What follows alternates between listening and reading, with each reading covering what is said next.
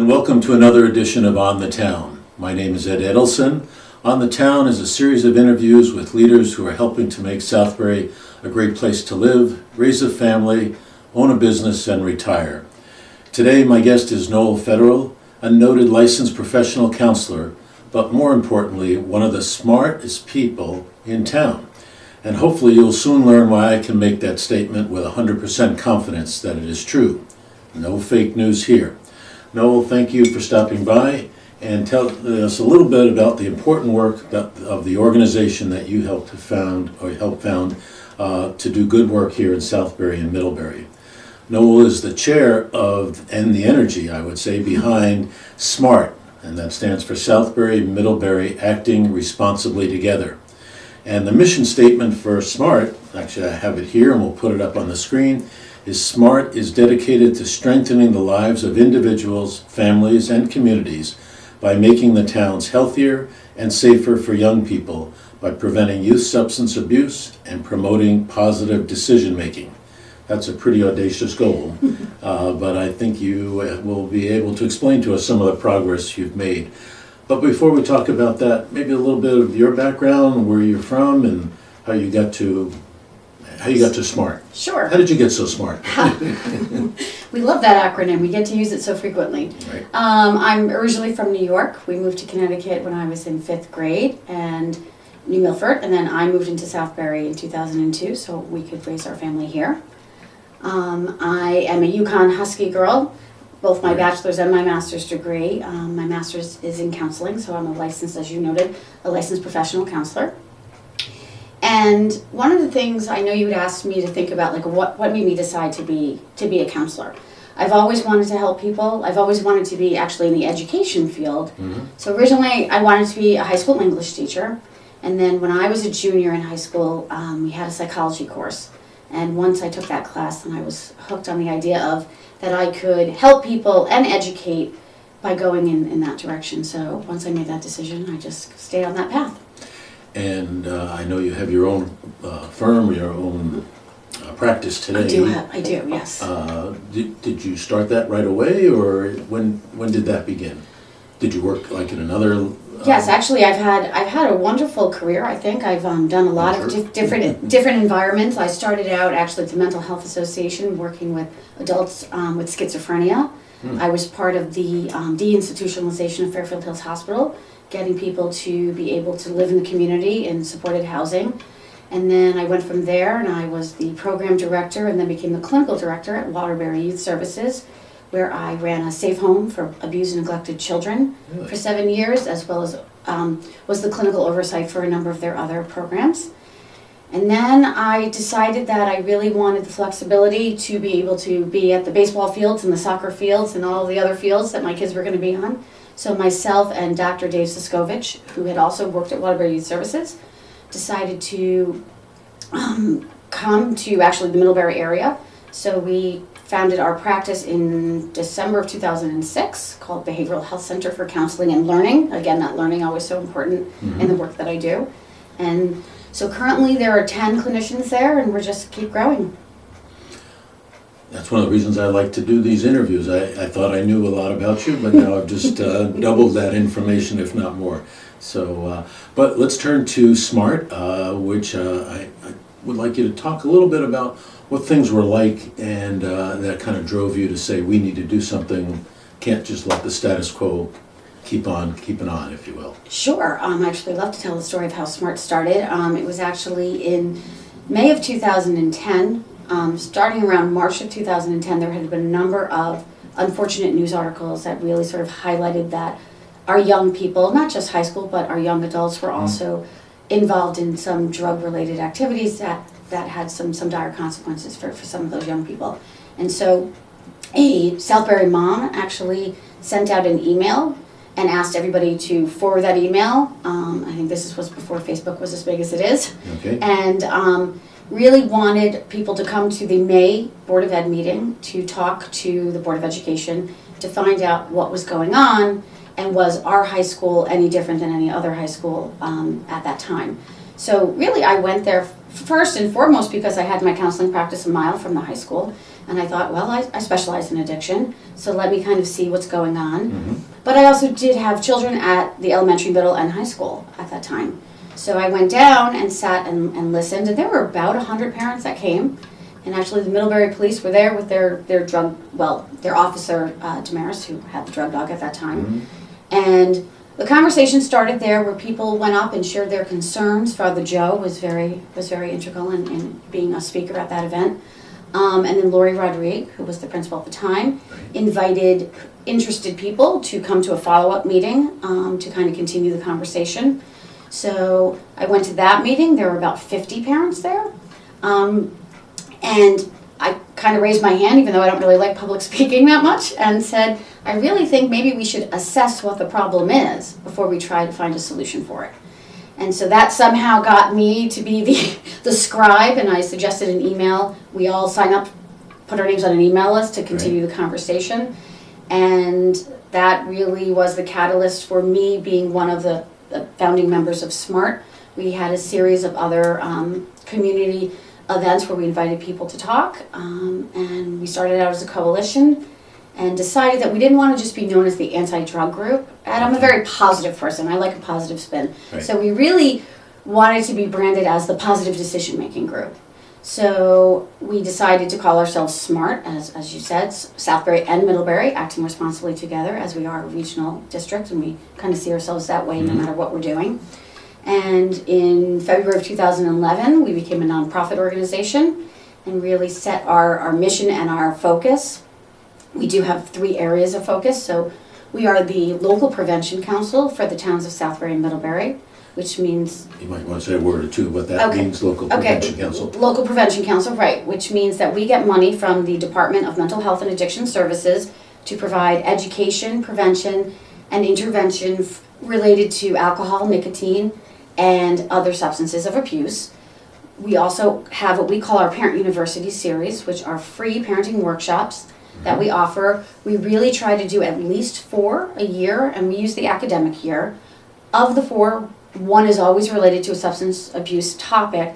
The other 3 really, I have this email list which now has about 600 people on it, and we ask the community, what are you interested in? What would you like more information about? What do you think you need to know? So our topics tend to be relevant for what's going on in the current day.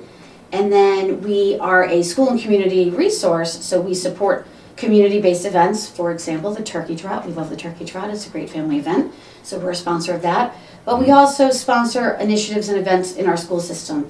So we were instrumental in helping get a breathalyzer policy up at Pontbragg High School and provided the breathalyzers so that at school-based events only, so students only, that there was the opportunity to use the breathalyzer, which the students are well aware of, to really prevent alcohol use prior to any school-based event, as one example of something we've done. But going back to 2011, the way I sort of remember it, and correct me if I'm wrong, there was a sense that parents knew there was a problem, but they were afraid to speak out about it.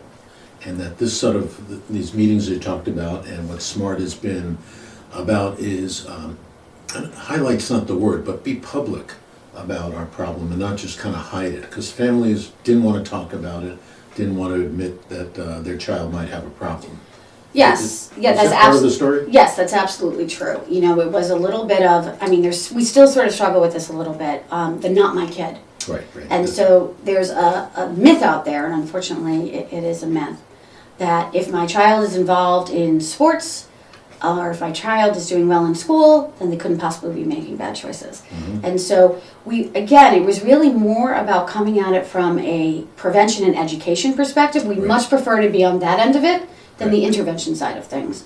And so we did want to bring it out, one, to destigmatize the fact that people do struggle with mental health and addiction issues, and it's not the fault of a family or the person themselves.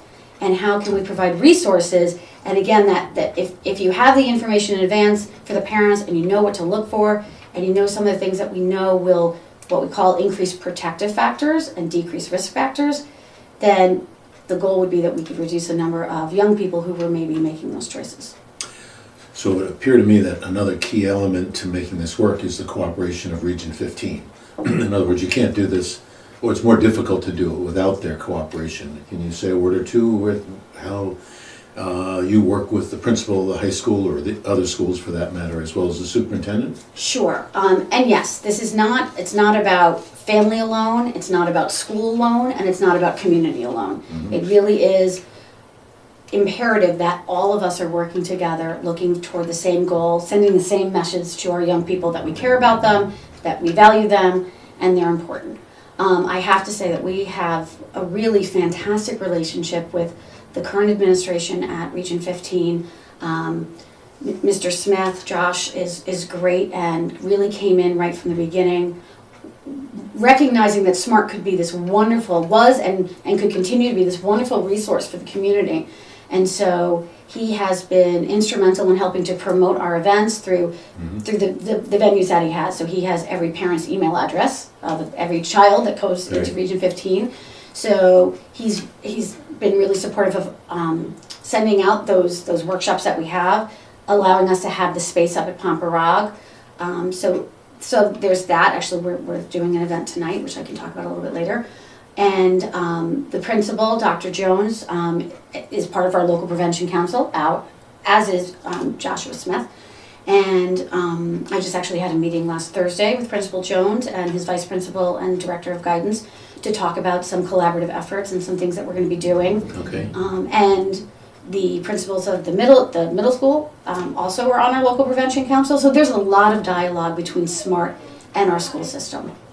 A lot of times we end up focusing about drugs and alcohol, but I think another aspect of good decision making that you've promoted is about bullying. Yes. And the importance of not being a bystander but an upstander. You want to talk a little bit about that? Absolutely. That part of the program? Sure. We have actually worked with the Anti-Defamation League, which is actually here in Connecticut, which has a number of different programs that we have gotten funding and have promoted within our school systems. So there's the NAMES program, which was up at the high school, which was really, it's even more than just decreasing bullying. It's really about increasing tolerance, having inclusion, accepting diversity on all different levels. So we've done that program up at the high school. There's also the Truth About Hate, which is one that they did last year. We have throughout our middle schools, it's actually called Upstanders. And I just got an email from Mr. Bernardi yesterday. I believe that there's about 50 students trained in his school, I think around the same in Memorial Middle School.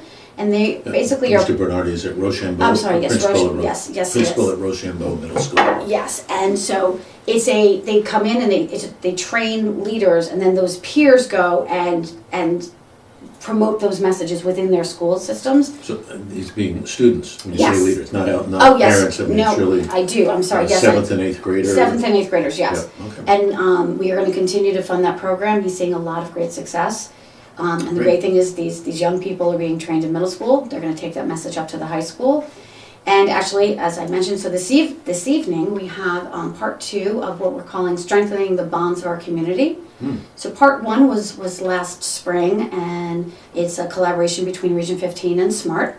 We brought in the Anti-Defamation League. There were about 75 key stakeholders in the community who were invited to come and really go through this training again within your sphere of influence. Let's put the lens on of cultural acceptance, diversity, inclusion.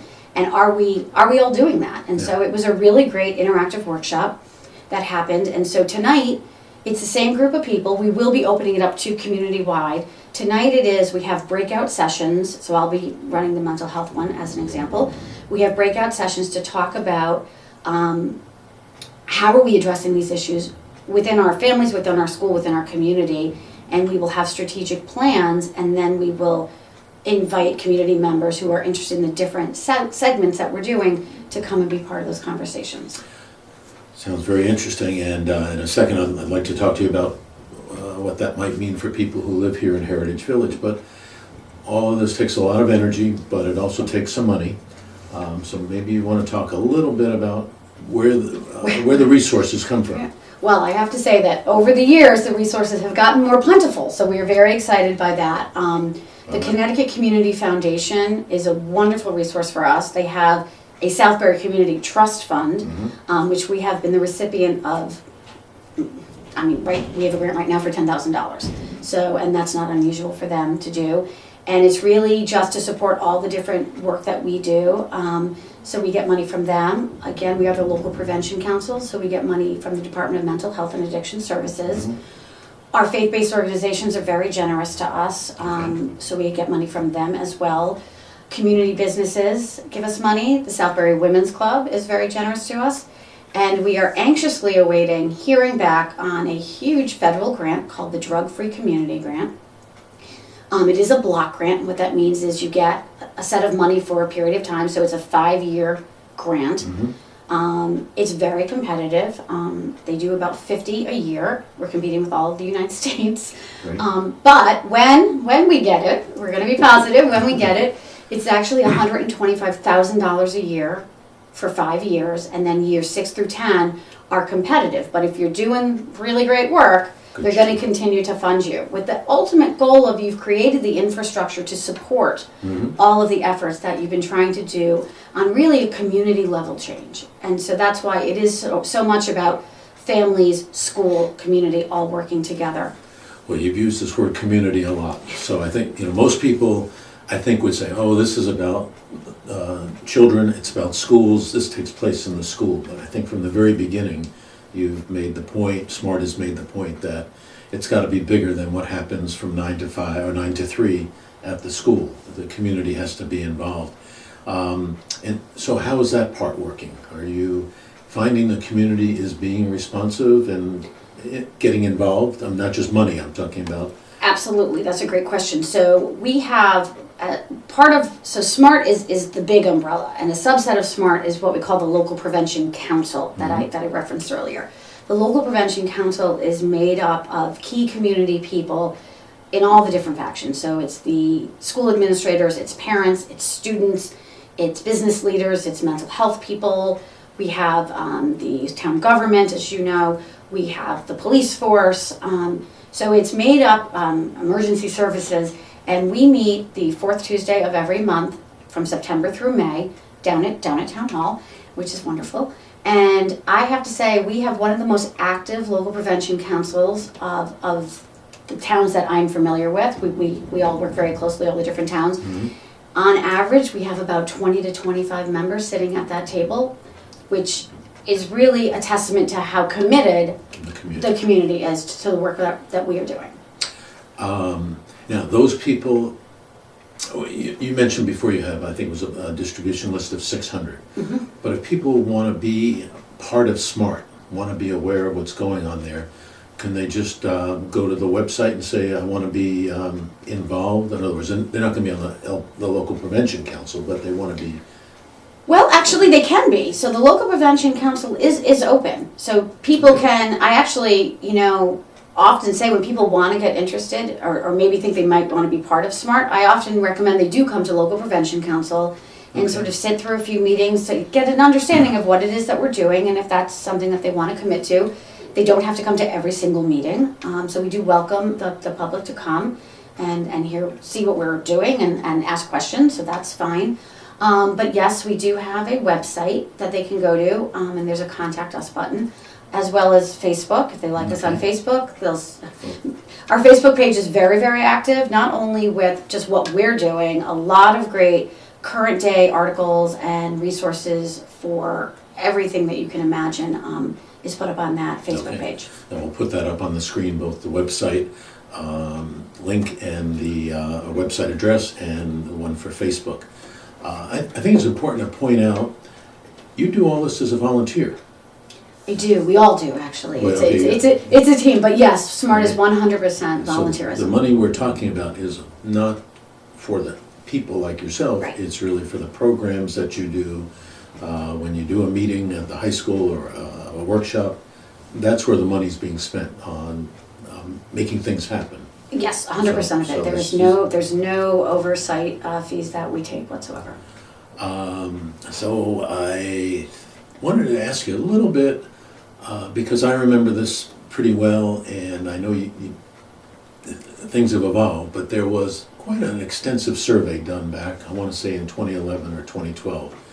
And that was eye-opening, I think, for a lot of people. I mean, like you say, those early meetings at the With Region 15, parents came out, but this really involved the whole community to say, what are we doing well, what are we not doing well? And I think you called it an asset survey, or? Well, yes, so it's the Search Institute, it's 40 developmental assets, so Search Institute came up with it. And it was actually a survey issued to our middle school and high school students. And it asked a lot of questions that then related to how many there's 40 developmental assets. How many assets are we doing well on? The more assets we're doing well on, which are called protective factors, the better and the healthier our kids are and the healthier that our community is. So the goal is to raise protective factors while decreasing risk factors. And I think what was interesting was that, and overall, we did pretty well. Our kids were doing okay. But I think what surprised the community in that rollout when they shared the data is actually that the kids didn't feel safe, and that was one of the questions. And so we really looked at that and ended up doing a follow-up community conversation, I want to say about 2 years afterward, where we used that and that again, it was a lot of different community members, students were there, we broke out into groups, it was a very structured, trained kind of an event, I believe you were there actually, and really kind of use that as a jumping off point of what about our community makes the kids not feel safe, and what does safety mean to them?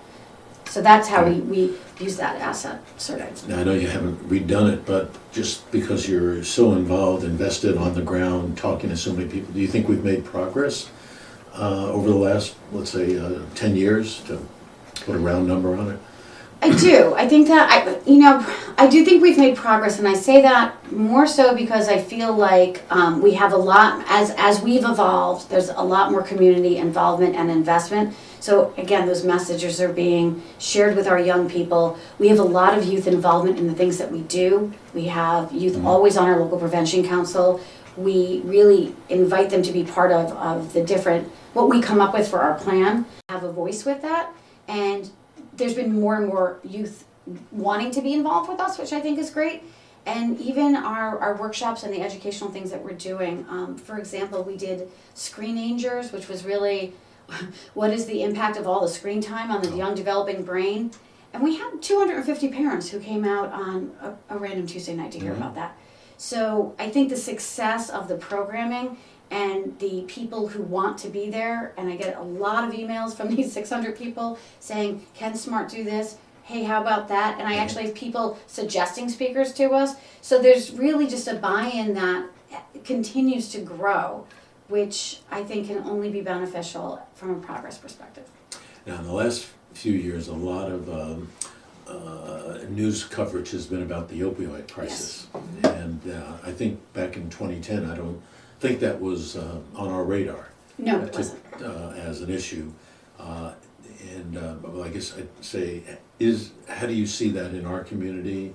And are you doing anything unique about that, different than other drugs, or is it just, another phase in what children can get involved with? Well, sadly, as is all over the news, this is really a national epidemic that's going on. And even more sadly, actually, when we look at the numbers in Connecticut, we've had more deaths in the last year in Southbury than we've had previously specific to opioid overdose. So the average age of people is certainly older than our young people you're talking about, your later 20s and that population. So it's not that our kids are leaving school and driving down to Waterbury to get heroin in Waterbury. And actually, it's not even heroin, it's fentanyl now, in terms of what's killing people.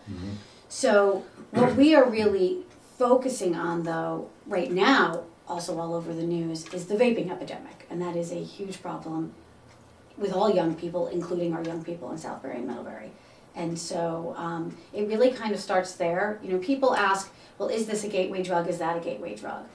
And without getting too science-y on people, the reality is the earlier in a developing brain, so the biggest brain explosions happen for toddlers and teenagers, which I think as parents we would agree are the crankiest times of our parenting career. And that's because the brain is going through a massive explosion.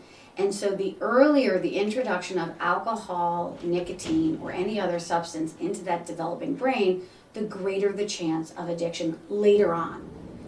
Well, if you don't mind, because I've had this conversation with my wife, so how is vaping different than just cigarettes? from the standpoint of the brain development? Is it much more nicotine, a higher dosage of nicotine? Well, it is, and I mean, honestly, if a child just decided to start smoking, that would also be a problem with the regular way of getting in nicotine. But the problem is that in the vaping devices, in the pods, as they call them, the nicotine levels are much higher and much more concentrated, Okay. and therefore there's a faster rate of addiction. All right. Well, but again, going back to your basics, it's all about trying to encourage good decision making. Yes, it And is. there are a lot of pressures on children, a lot of pressure on adults to do things that, in retrospect, people realize that was a dumb thing to do. But we want to make sure they realize that before they make the decision, not after. Right. That's I think the overall goal. Well, going back to this very exciting grant, and again, I'm a little concerned about if we talk about it, it'll jinx it. But No, Ed, that doesn't happen. But well, maybe put the grant aside. Looking forward, what are the kinds of things you'd like to see SMART do better, differently, and that maybe this money would enable you to do? Kind of your dreams. Right, my wish list. So my wish list, if I had one, really would be enhancing activities and opportunities for our young people within our communities. If you talk to them, there's nothing to do in Southbury. Yeah, Thank God we have a movie theater now, so now there's at least one thing to do in Southbury. But really what would be wonderful is if we would be able to put together some after-school activities, a teen center, some things to keep kids busy and engaged and active, so that downtime, which really the worst downtime is when kids get home from school and parents are still at work, and that's when all your bad decision making happens. Right. So if we're able to get young people to offer them an alternative to maybe some of those things, then that would be wonderful. And that is definitely something that we want to do. We do have funds allocated in that grant to do that. Even if for some reason we don't get that grant, we are still looking in that direction as an area that we really want to put some money and some time and some effort into. And I do believe that one of the things that came out of that asset study was kind of the need for a community center, a teen center. Yes. And we still have that on our to-do list as a community. But I want to give you one more chance to think about Heritage Village people, residents, a lot of talent here, former people involved in education, involved in counseling and related activities. What would you like to say to them to encourage them to get involved and share their knowledge? Well, I think that there are a lot of resources here in Heritage Village, and we love an intergenerational approach. I would love to have some Heritage Village folks on our local prevention council. We have in the past, and that's one way to have that voice and that wisdom as part of what we're doing and what we're planning for. Certainly liking us on Facebook and following the events that we're doing and sharing anything that they feel is relevant with other people who may not be following us, and really supporting some of the events that we have. In the past, back to that asset survey and community conversations that Ed, you've been involved in, one of the things that we talked about is how do we link our very wise generation with some of our younger people, and are there ways to forge even some young people coming into the community here and I don't know, helping out or doing some kind of community service, and having the Heritage Village folks want that kind of interaction with the young people. That would be wonderful. All right, well, Noel, thank you very much for stopping by. I think you've provided a lot of information, and I think I want to say on behalf of the community, a big, I don't know how to exaggerate this enough, thank you for all that you've done over the last decade to bring the community together, get us to be upfront, outright about addressing the future, our children, and making sure that they are positive and productive and happy and alive. So congratulations on your work, and we look forward to great things happening in the future from you. Thank you, Ed. And thank you for watching this edition of On the Town. Please stay tuned to future editions where we'll have the chance to talk to other leaders who are making Southbury a great place to live.